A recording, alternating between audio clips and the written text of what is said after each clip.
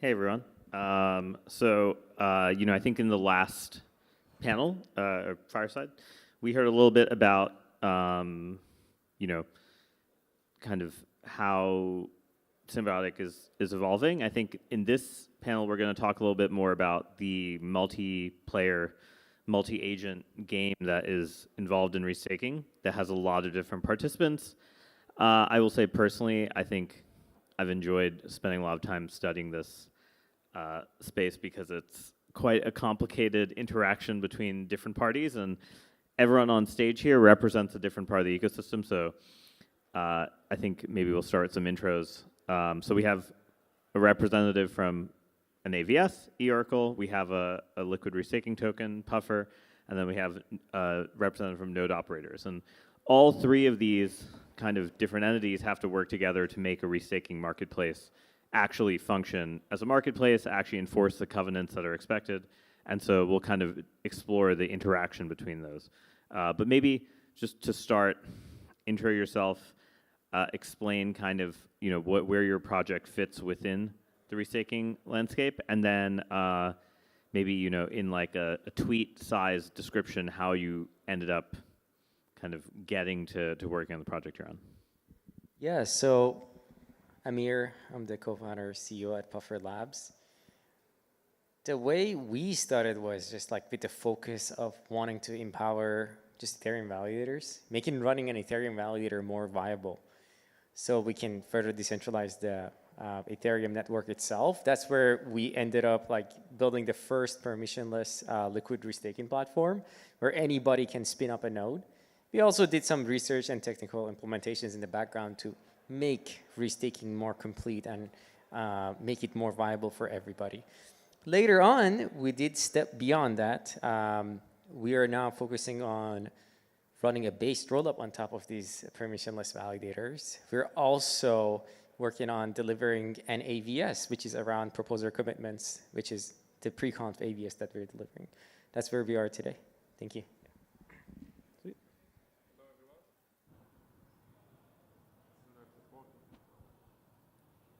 Maybe now? All right. Matan from eOracle. I'm founder and CEO. We actually started back in 2020 with something that Justin Drake wrote about how each staker oracle can look like. How an oracle that actually take the Ethereum validator set can look like in replacing oracles as we know them today. That's something that didn't come to fruition because it's really increased the load on the entire system and let's say raise the barrier of entry and go against what Ethereum is trying to be. Something that is very easy for anyone to run and simple. And this is something that now become possible with restaking. And we think that in addition to capital, everyone cares about capital. It's very easy to measure, and you see that a lot of AVSs have a lot of staking and security behind them. We think that the validator set is as important, and there is not anything that we know of in the blockchain space that have such distribution of global distribution of validators like Ethereum have achieved. And that's going to be very meaningful when you try to do something to be resilient against coordinated attack. eOracle is more than just price feed. We are building the price feed side like Eigen building EigenDA. But we have multiple teams that building their own unique oracles on top of our stack. We truly believe that the next 4 years of crypto will look quite different than the past 4 years. And we're going to see more types of applications that will require new types of data. And that's why I think that's interesting. Cool. Hello, my name is Fernando. I work as a research analyst at Chorus One. Chorus One is an institutional node operator. We run over 50 chains at the moment. And we've obviously been quite focused on restaking for the past months, of course. We run many AVSs, eOracle being one of them. And yeah, we're starting to get more and more involved with Symbiotic as well. And yes, we've been running all these AVSs as if they were, they had slashing enabled. We're not just onboarding everything we see. And yeah, very excited to see what comes next on Restaking.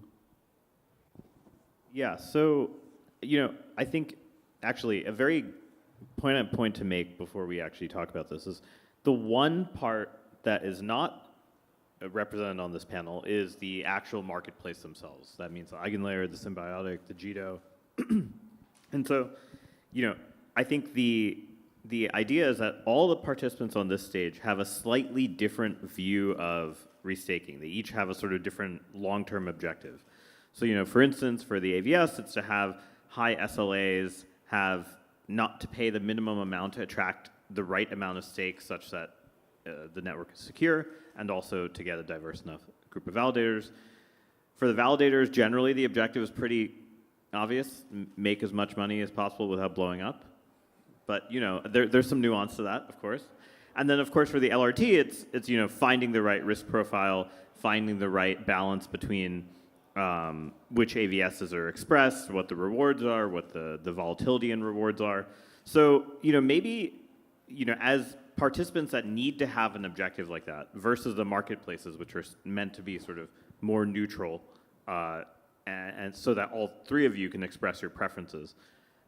Maybe walk us through what the objectives you have for your project are within a restaking network and quantifying that. Now, again, I didn't mean to make the operator objective sound very obvious, but let's be real. You're putting ETH into the operator because you want more ETH coming out. Realistically. But maybe we can start with you, Francisco. Yeah, sure. I mean, right now we're running and working with AVSs without making any money, right? I think it's a matter of product offering on our side. So we already offer ETH staking services to our clients. And if with that same Ethereum, these clients want to opt in and get additional yield, then we need to be able to enable that for them, right? So yeah, of course, we want to make money, but we first want to secure the layer one, which is what's actually paying us. And then, yeah, just being diligent on which AVSs we want on board, make sure we understand what we're running, and just offering our clients that increase in yield, essentially, in, of course, risk-adjusted manner. So,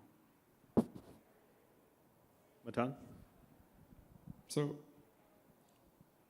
there is a certain, I think we're going to see changes over time. Right now, there is no risk. Until now, there was no risk to this capital. So it was relatively easy to come and to join, and many operators chose to join as many AVSs as they could.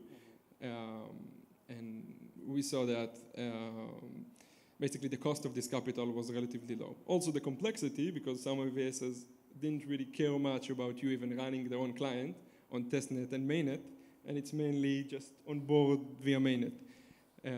Just register.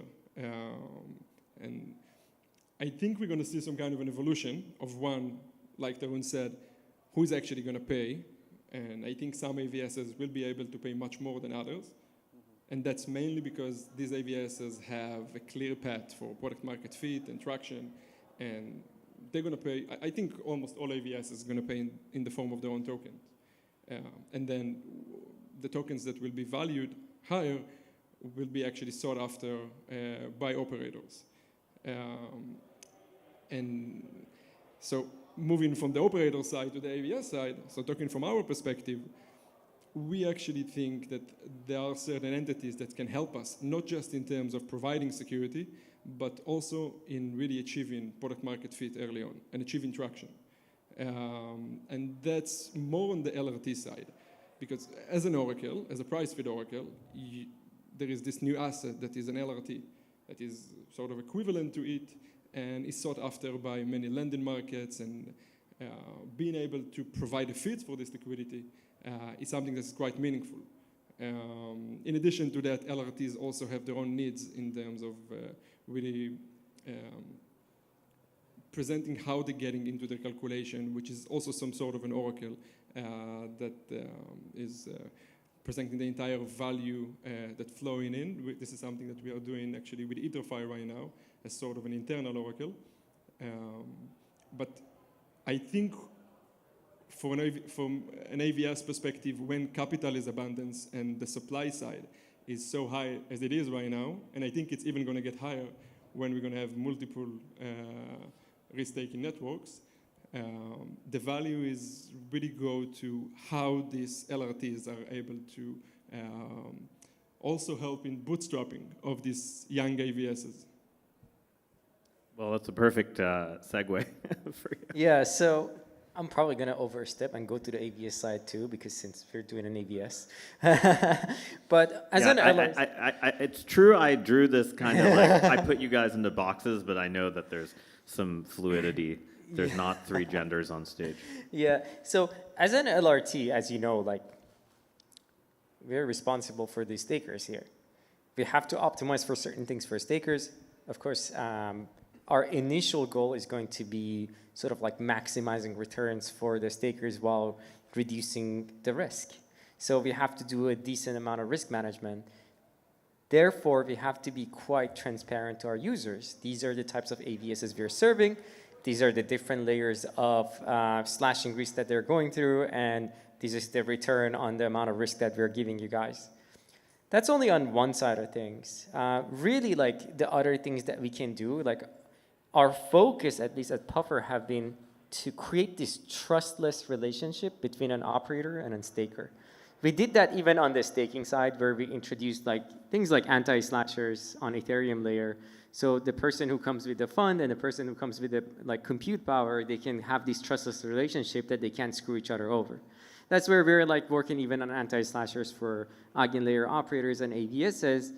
One request or one demand that we have from these risk-taking platforms like eigenlayer is standardized, for example, signature schemes on AVSs. So we can generalize this more trustless technology on top of like eigenlayer itself. That's now like very on the surface of the LRT side, very high level. As an AVS, I believe like each AVS most likely in the future is going to have their different taste of what they see as a slashable offense. What we want to do is, as a pre-conf AVS, and the way that we're constructing this pre-conf AVS is, it is very tied to the proposers of each proposer on Ethereum, which is these validators. So we want native restaking. We want each of these proposers to opt into a pre-conf. Now, it's going to go a little beyond just having a single operator or 2 operators or 5 operators running this AVS. So that's one taste of it. And of course, for example, this paves the way for us to implement things like execution tickets, to implement things like selling block space features, because now we are tapping into this like proposer as operator stack. So yeah, these are the 2 takes that we have, at least on the restaking platform that we are using and the requests we have from them. Well, this is a very nice segue into, as I mentioned earlier, the one party that's not here on stage, but is metaphorically in the room with us, is the marketplace platform themselves, which means Eigenlayer, Symbiotic, Jito, etc. Each of you has a sort of different relationship with the marketplace platform. Well, I guess you have a many-to-one relationship with them. But the kind of, I think of it as sort of like this onion of like, you have the marketplace platform, you have the AVSs on top, you have the LRTs as aggregating those, and then you have the operators who are sort of like intertwined, where they're like participating at all the different levels. So, what is sort of the relationship that your project has with the marketplace platforms? What are the properties that you think are most important that they provide? Which things do you think they shouldn't provide? And as restaking has evolved and we've seen the security models change, and we've seen like what counts as slashing, what counts as a reward, what counts as a payment evolve over time, where do you kind of see these changes going on the marketplace side, and how do they impact you day to day? And so maybe we can start with you. Yeah, so there's like a lot that these marketplaces can do for us. For example, a lot of clarification around different types of slashing. There's going to be attributable slashing. There's going to be the shared like slashing pools where you actually share what can be slashed between two AVSs. Another thing that we were really advocating for at least all marketplaces to have, is having the entire taste of programmable slashing. Not be limited to native restaking or just ETH or just one asset, to actually expand that to the umbrella term, which is programmable slashing, which has been good to see recently. Something like some project like Eigenlayer moved to that direction. Symbiotic was already more like the programmable slashing, but not native restaking. So these are like the items that we want to see the marketplaces to provide. We want the marketplace to be as general as possible. So we have the flexibility of actually like AVSs would have more flexibility to build first, but also LRTs would have more options to choose from. On top of that, like the one things like that we really advocate for is also a standardization. We don't want one AVS to build something that, for example, does not accept like opting in or signatures from an EOA. We don't want like an AVS to not like have a smart contract, for example, based operators. So if these marketplaces actually step up and say, these are the standards of spinning up a new AVS, that would be also great. And I believe like on sort of like measuring the incentives, I know each of these marketplaces also have their own native tokens.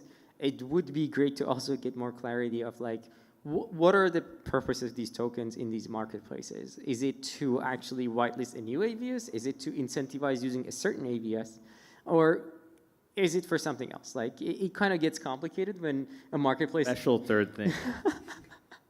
Yeah, it's like, it gets kind of complicated when the marketplace gets their own token, because it kind of like, what is happening here, right? So these are like some of the questions that we want like to be cleared up to us before we even engage more, or even get deeper into each of these marketplaces. Cool. Matan? So it might surprise some of us here, but building this complex new infrastructure is quite hard. And we have been working with Eigen for close to 20 months now. And there's so much iteration that happened throughout this process about new things that we understood that we need to do in order to really build our network, our AVS in the way that we should. And it's an ongoing process. And I think it's quite crucial that you're going to have a counterparty that is actually able to be with you in this process and be iterative. We, in the process of understanding payment, something that today is obvious to me, but it wasn't before, about not being naive with payment. I think that everyone knows today that airdrops are not the best way of incentivizing a group of participants, and so many of the airdrops are just being sold by people at the day that they're receiving them, and the vast majority of them are being sold in the first months.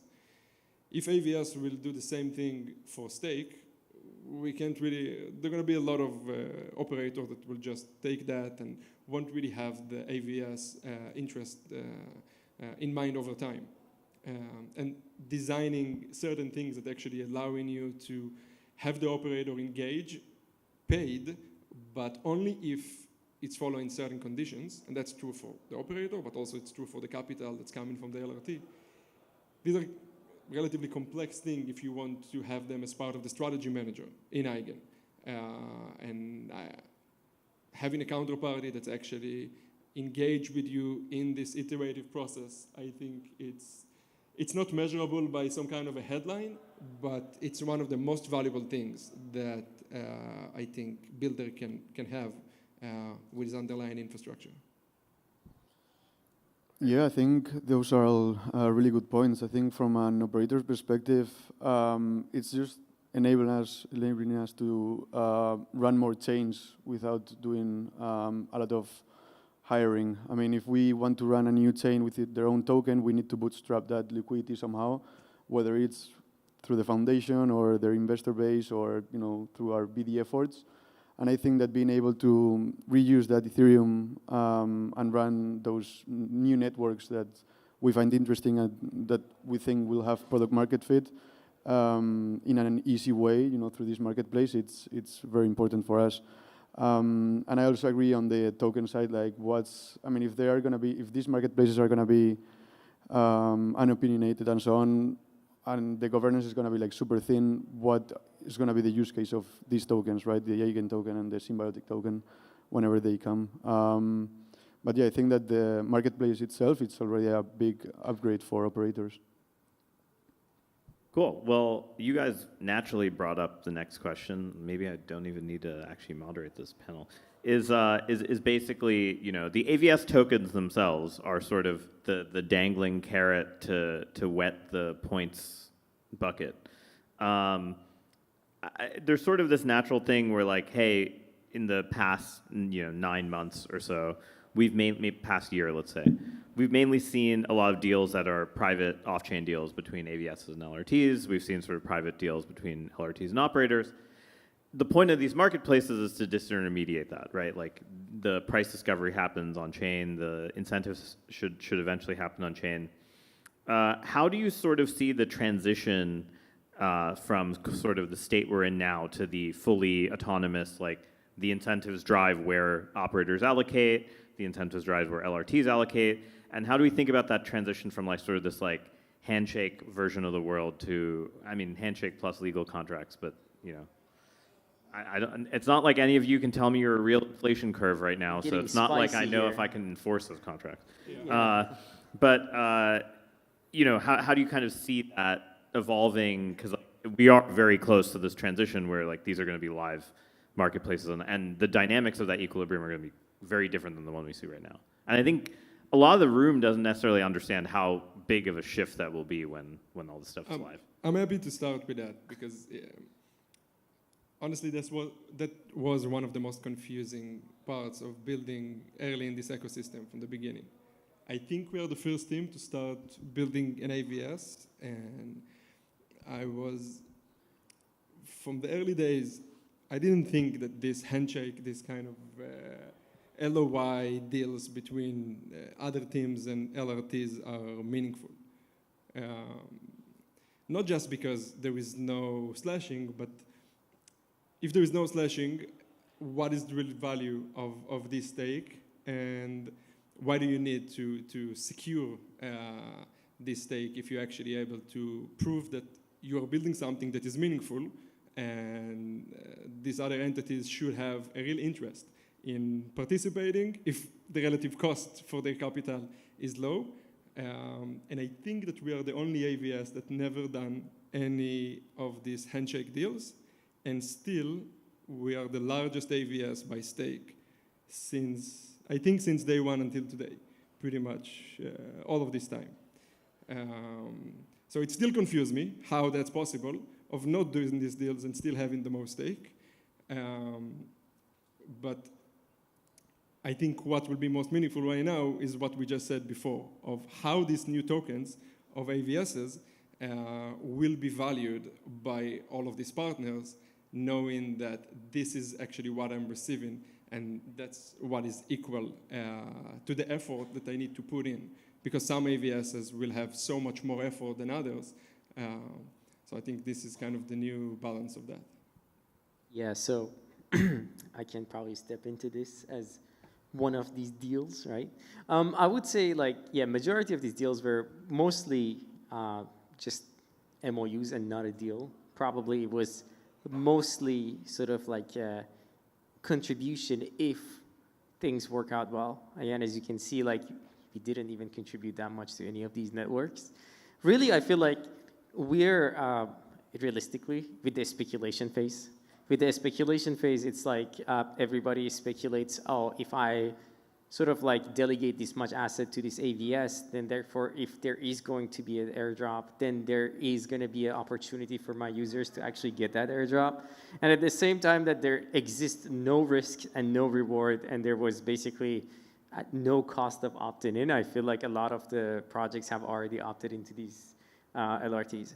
It's going to really shake out once the risk actually hits the fan, I would say. Once the risk comes out, then all of these are gonna change. Like risk reward is gonna define a lot of like how much economic security a platform is gonna get. Of course, I doubt if $2 billion worth of economic security is gonna generate 5% out of one like AVS, because it just doesn't make sense because we have an Ethereum as a massive network and we know how much APR it actually provides. So Actually, before we get to Fernando answering this, what is the probability that each of you think within 2 years there will be a single AVS that can make $100 million so that it justifies a 5% yield, no incentives? I would say like In 2 years. Yeah, I would say in 2 years, proposer commitments or pre-comps are going to like hit that amount. You think pre-comps can get to 100 million? Okay, so you I think would say the probability is 1. That's what Proposer you're saying. commitments hit that. Pre-comps maybe they're like a little smaller.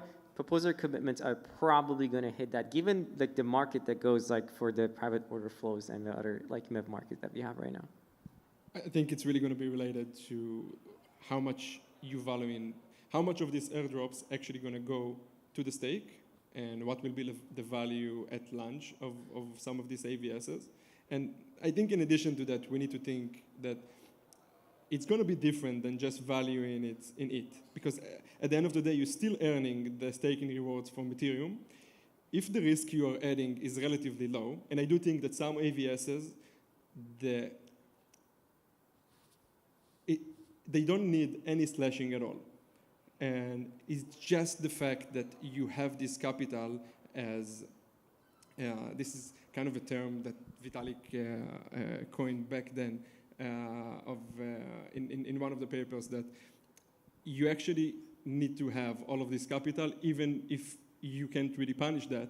An attacker need to have, and Tarun, I think you can probably talk about it for hours, need to have so much capital in order to affect the system. Even if you're not able to punish it at all, it still has some value to some AVS. I will say this entire conversation is giving me some deja vu to 2018 DevCon or 2019 DevCon, where every L1 would go on stage at DevCon, because this was before they were all live, and they'd be like, our L1 has no slashing. This is why you should buy Avalanche or Solana or whatever. So like, and actually, if you look at the L1s, a lot of them don't have slashing. So this brings us to the operator perspective, which, sorry, I know we skipped you a few times. No, I think these are all super valid points, and there's no doubts that everything is going to change as soon as slashing and rewards are enabled.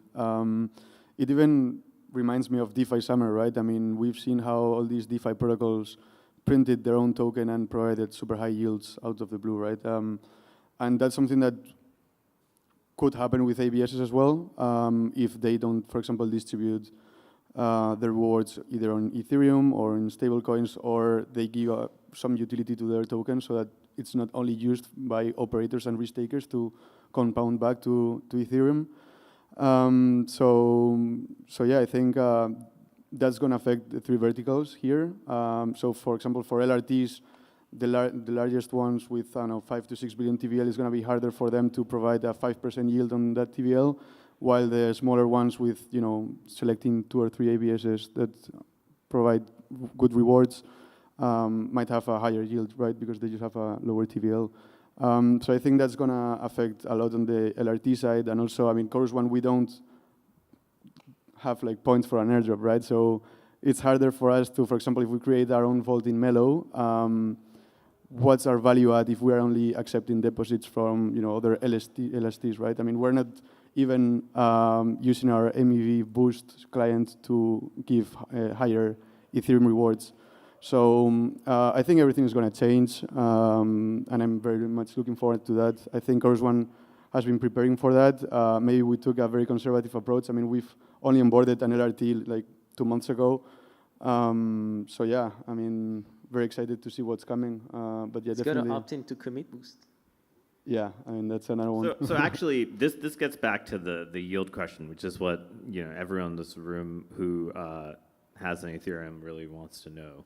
Where do you predict the 1 year, 2 year, and 5 year yields for the median and average separately AVS will be? Like, where do you actually think, you know, is a feasible excess yield over staking yield for single AVS restaking? And, you know, why do you think that is? Like, what do you know?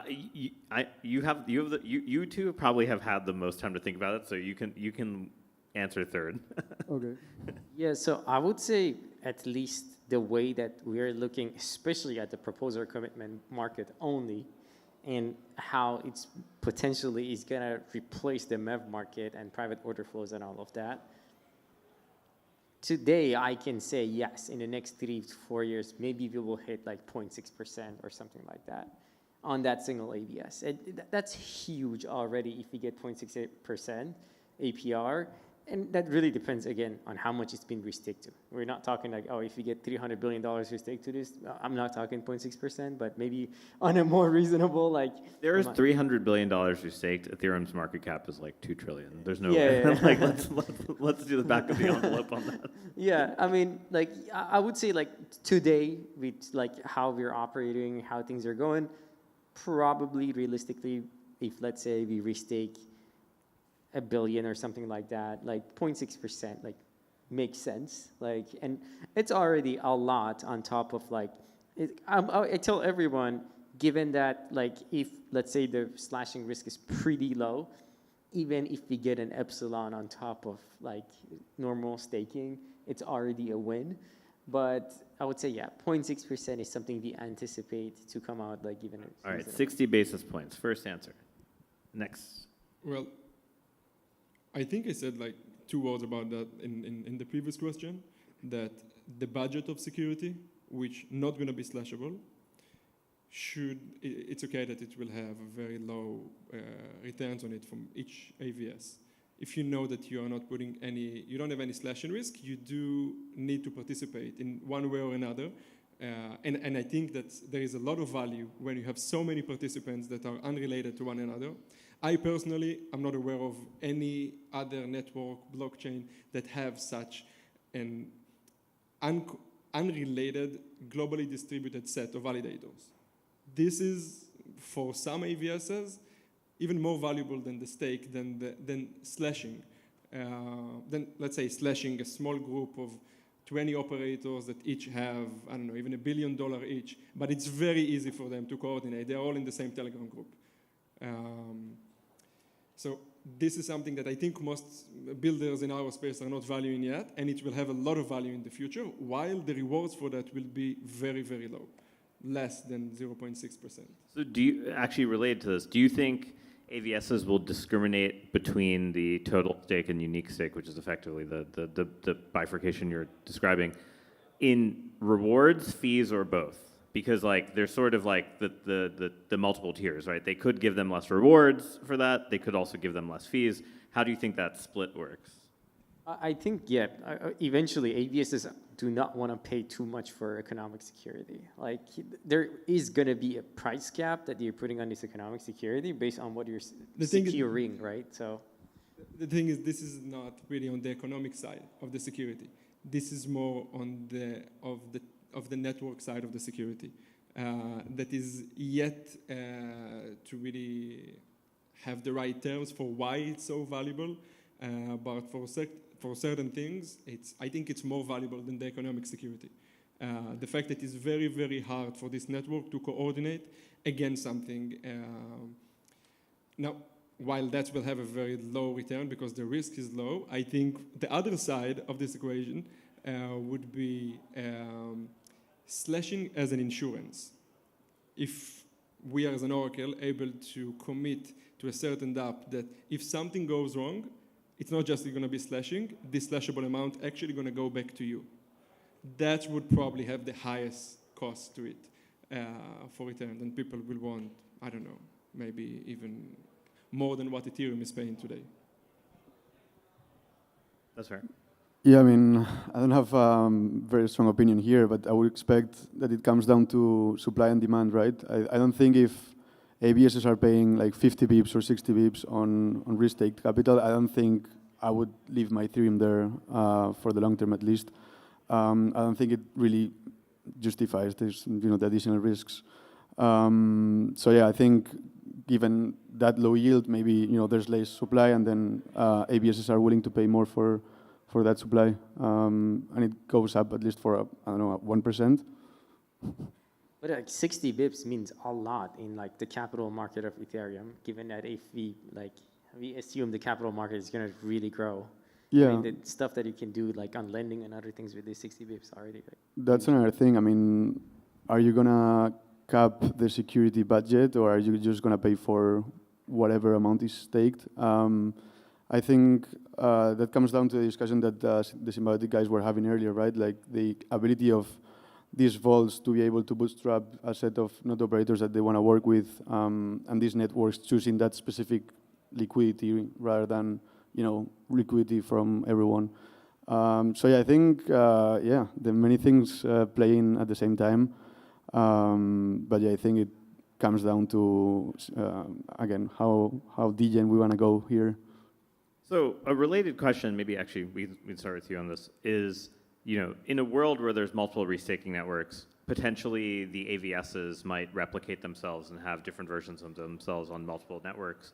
There's going to naturally be some fragmentation of yield in the sense that the yield for effectively the same product might be different because of liquidity constraints, capital constraints, cost of rewards in different networks.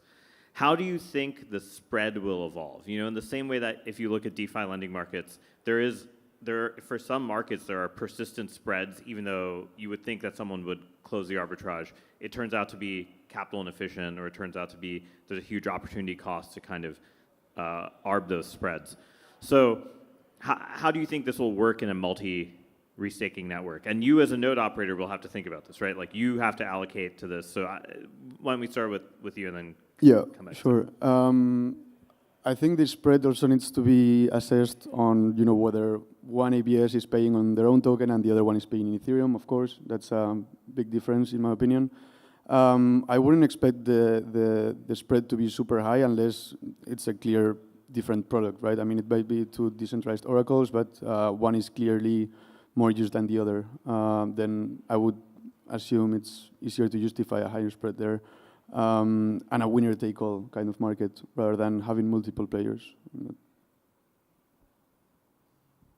I would say most likely LRTs are going to become the abstraction layer to all of that.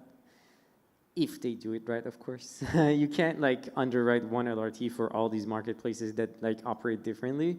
But I would say, optimistically, LRTs are going to be the abstraction layer for that, because at some point it's going to be so confusing for the user to actually do their own due diligence, to actually dive in, what am I going to restake to actually have the correct returns. Navigating that market, at least for the unsophisticated user, is going to become harder and harder over time. What are you're telling me WST, FRX, ETH, LP, CRV, VE token is very hard to understand? I don't know what you're talking about. Yeah, so eventually I would say that's going to become harder. So there are going to be markets that decide for that market. So most likely LRTs are going to breach this gap. But they will have a construction cost, right? It's yes. like owning ETF. I'm paying some carry cost. There's some drag to my portfolio for doing that. Exactly. So how big do you think that is? Yeah, I don't know. It's hard to say today. How much of a motivation it is if I have an oracle on EigenLayer and I'm gonna fork that oracle on top of Symbiotic. I doubt if initially now at this year and this age it makes that much sense. But as you mentioned, a lot of people are probably going to do it in the future because they might find their own sort of certain market there. They might find certain implementations. I don't it's going to be a very challenging thing. I guess it's going to come down to the fragmentation of attention. But it's so hard because it's going to be a different thing. We're not talking about L2s the way they are today, that they're oh, come to my L2. It's more fun than their L2, but we're doing the same exact thing. It's going to be literally the same exact thing with a lot of intricacies underneath, which is oh, what is the slashing rule? How much is the risk of slashing? So it's going to become even more complicated, that it's less motivating to actually go through the pain of doing the same exact thing, but on another platform. I know we got 30 seconds. So yeah. Anyway, I don't think I have something super smart to say, beside the fact that some of these AVSs are quite different than a unifork or an Aave fork. It's going to be, you need a good set of builders, which is hard to come by for sure. In order to build that and I think at the end of the day, these different networks between Symbiotic and Eigen will be valued by how good are the builders at building on top of them. For sure. I just think, you hear a lot of people talk about, hey, I'm going to replicate, I'm going to try to get the incentives from both and redistribute them to my users. So like inevitably there, you kind of get this fragmentation. Final question, even though we're a little bit over, is, you know, let's do the Spider-Man meme where you're each pointing at each other, where you pick your favorite, you know, project that is not in your category. I guess you have the hardest time with that. But favorite upcoming project within Restaking that is either an LRT operator or AVS that isn't what you are. So I guess you have to pick an operator, unfortunately. Yeah, I'm just having a hard time here.